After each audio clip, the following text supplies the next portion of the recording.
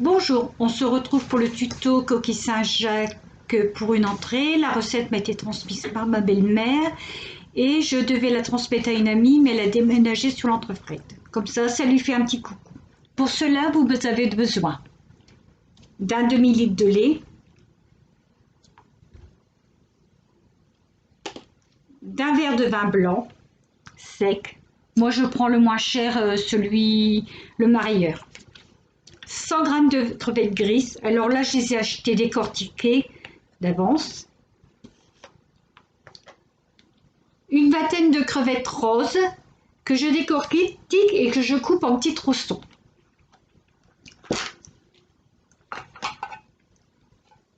Une boîte de coquilles Saint-Jacques naturelles. Alors le jus d'un côté,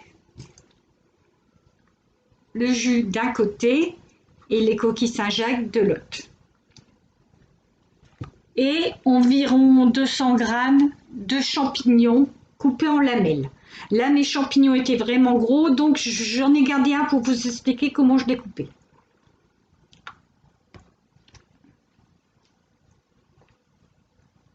« 200 g d'échalotes émincées. Pareil, j'en ai gardé un pour vous montrer comment je vais le découper. Et 60 g de farine, environ, parce que moi, ma belle-mère faisait tout au pif. Et du beurre sans sel et de l'huile. Voilà. Alors là, je vais émincer l'échalote pour vous montrer comment il faut faire. Quand vous achetez des grosses échalotes, vous les divisez en deux, comme ça quand vous les posez à plat sur votre planche, ça évite qu'elles glissent trop. Et ensuite, on y va, on coupe en transversal comme ça.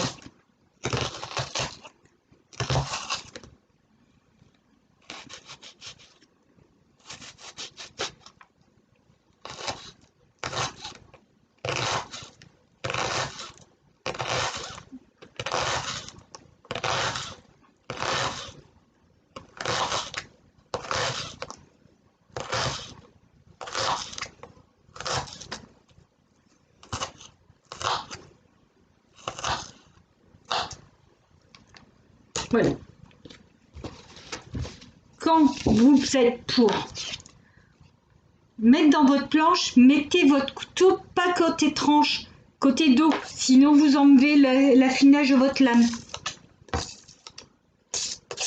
Voilà. Et je vais vous montrer le dernier champignon. Vous enlevez le pied du chapeau, vous le coupez en deux, et voilà, vous le coupez en lamelles. De toute façon, il faut savoir qu'un champignon à la cuisson rend beaucoup d'eau et rétrécit. La cerise était lavée avant que je les coupe. Et le pied, je le coupe en 3 et en 2. Voilà. Là, on va pouvoir commencer la recette. Alors voilà, on va commencer la cuisson. J'ai préparé une sauteuse, une poêle, la poêle pour les champignons, la sauteuse pour faire la préparation. Donc je vais allumer. Hop.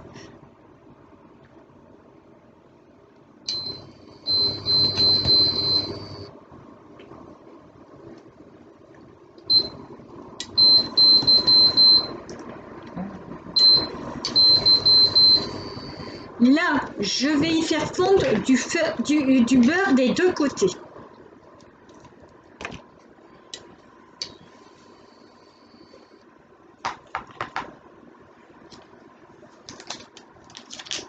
Moi, je prends toujours du beurre sans sel. Je vous l'ai dit, je cuisine toujours sans sel, avec du beurre sans sel.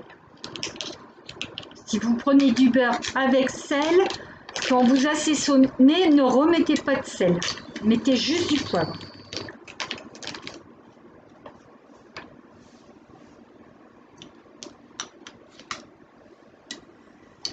Donc, pour les champignons, il ne faut pas grand-chose. Voilà. Et pour les échalotes, un peu plus.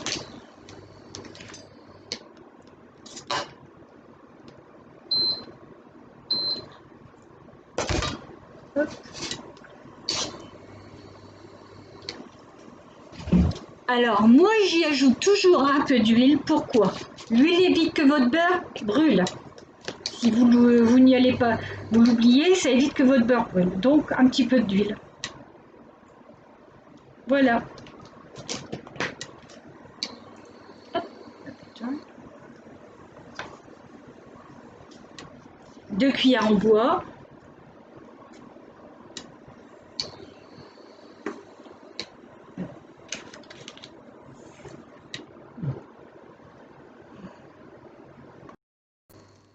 Alors voilà, votre beurre est fondu. Vous y ajoutez de ce côté-ci les échalotes à blanchir. On va les rendre translucides comme vous. Hop. Hop. Voilà.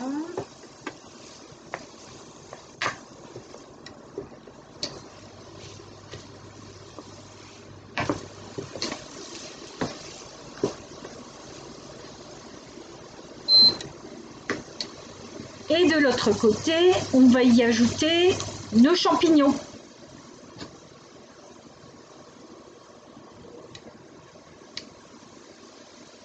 Voilà.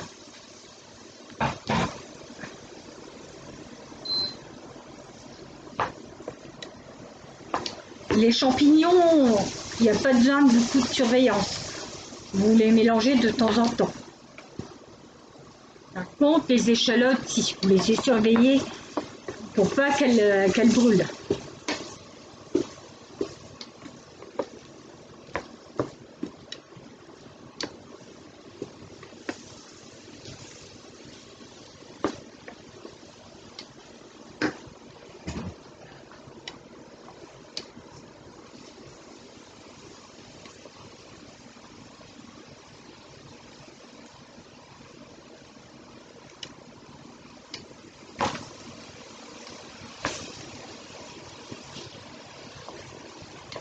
Donc là, vos échalotes, elles sont translucides. Vous allez y ajouter le jus de la coquille Saint-Jacques. Voilà. Et votre verre de vin blanc.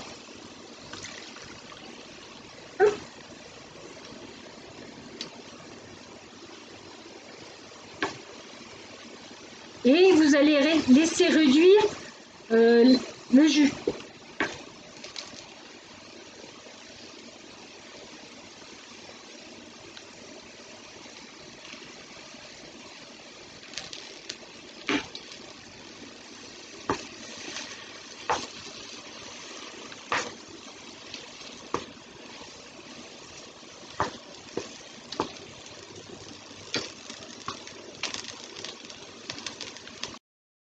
Alors voilà, votre jus a réduit et c'est ce qui va servir de base pour faire votre sauce béchamel en réalité. D'habitude, on met que du gras, de la margarine, de la farine, et bien là, c'est ça qui va servir, de liant. Donc mes 60 g de farine, je vous ai dit, je l'ai fait un peu au pif. Si vous, je rajoute une cuillère, je vous le dirai, parce que moi, ma belle-mère faisant tout au pif, j'ai essayé de calculer quand même. Oui, ça a l'air bien.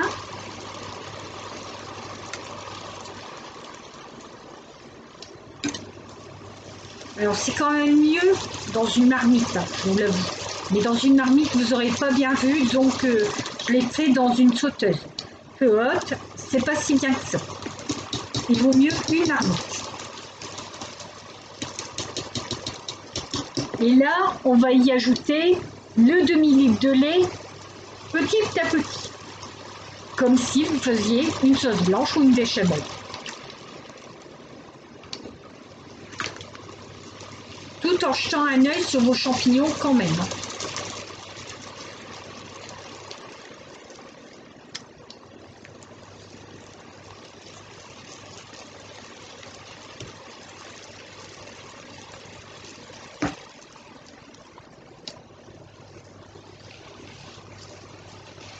Là, les champignons sont presque cuits.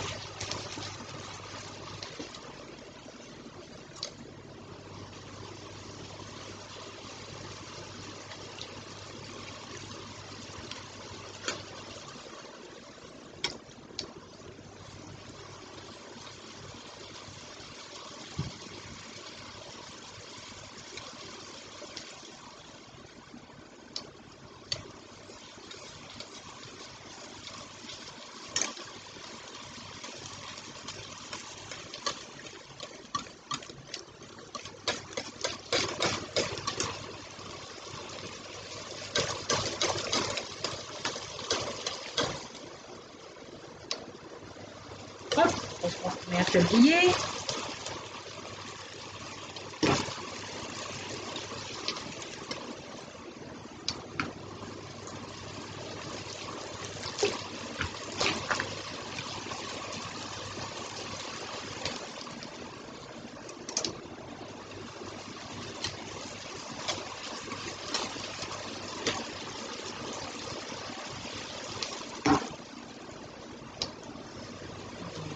Hop.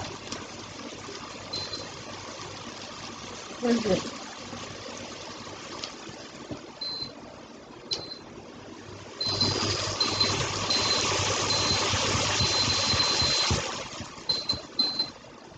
Je vais faire mes champignons.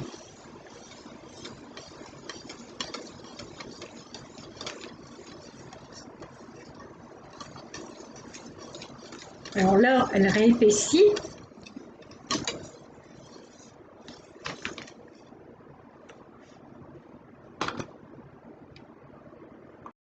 Voilà. Là, votre béchamel commence à être bien comme il faut. Donc, je vais la baisser. Je vais continuer à la faire cuire tranquillement, tout en y ajoutant les coquilles Saint-Jacques émiettées, pas complètes.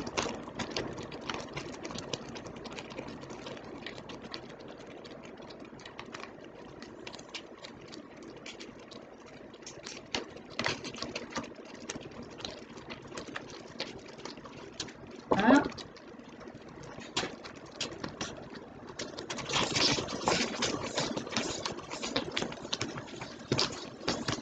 Voilà. Là, on va l'arrêter total, complètement. Voilà.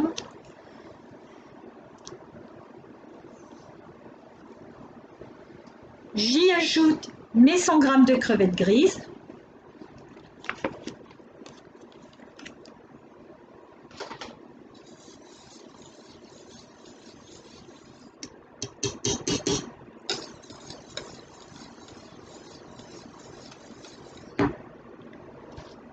Mes crevettes roses.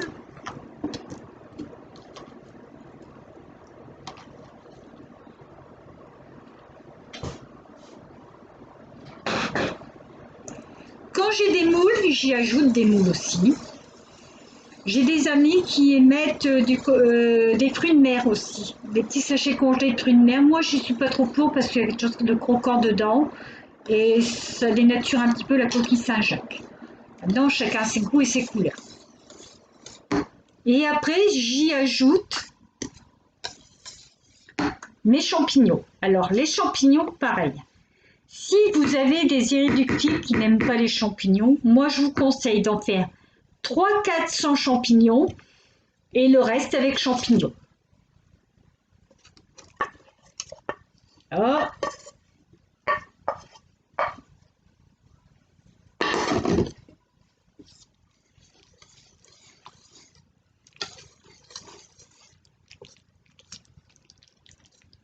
là, ça fait une belle préparation, comme vous pouvez voir. Elle est riche, ça fait une belle entrée. Moi, il y a des fois, j'en mange même une le soir avec une salade. Ça fait mon souper. Et je poivre un petit peu. Je ne sale pas. Pourquoi? Il y a des crevettes grises dedans et des crevettes roses et de la Saint-Jacques. Ce sont des produits de la mer qui sont déjà salés, suffisamment. Alors moi, j'aime pas trop, c'est vrai que je suis une personne qui fait attention, qui ne mange pas hyper salé. Celui qui veut rajouter du sel fait ce qu'il veut. En cuisine, on est libre, on fait ce qu'on veut, mais en pratique, il faut faire attention à sa santé quand même. Je vous disais qu'il y a parfois, je mets des moules dedans. Quand je mets des moules dedans, c'est que j'en mange et puis qu'il m'en reste. Je les décortique, je les mets dans du jus et je les congèle. Là, j'en ai plus et je n'avais pas envie de moules aujourd'hui. Voilà, alors moi j'ai rempli des coquilles Saint-Jacques. J'ai des coquilles Saint-Jacques comme ça que j'ai récupérées chez mon poissonnier. Ensuite, vous pouvez prendre de la coquille Saint-Jacques en aluminium ou à la rigueur, vous pouvez les faire dans une bouchée à la reine.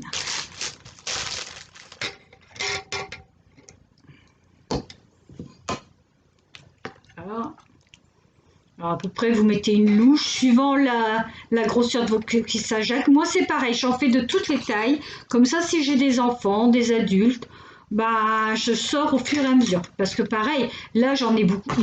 Il va en avoir à peu près une dizaine de fêtes. Je vais en congeler. Vous savez bien que je n'ai pas tout mangé ce soir. Je suis quand même pas gourmande à ce point-là. Il faut que vous comptiez qu'une coquille Saint-Jacques faite maison comme ça, vous allez croire que c'est coûteux, mais moi, ça me revient à 1,80 €, 2 € suivant ce que je mets dedans. Là, j'ai pas les moules, ça me revient à 1,80 €. J'en ai vu cette semaine, je ne dirai pas où, elles étaient à 3,90 € sans savoir ce qu'il y avait dedans. Maintenant, moi, je mets du gruyère. Pareil, vous êtes libre, vous pouvez mettre de la chapelure. Chacun est libre de faire gratiner ses plats comme il veut. Et je vais vous montrer ces trois-là finales. Et je vais essayer de remplir mes coquilles Saint-Jacques pour vous dire combien j'en ai. Alors voilà, je les ai sortis du four. Ils sont un peu gratinés, mais moi je ne les ai pas fait gratiner totalement parce que je vais les manger que ce soir. Et après, pour les réchauffer, c'est un peu plus compliqué. Donc en tout, j'en ai pas fait 10, j'en ai fait 12. Mais il y en a vraiment des petites.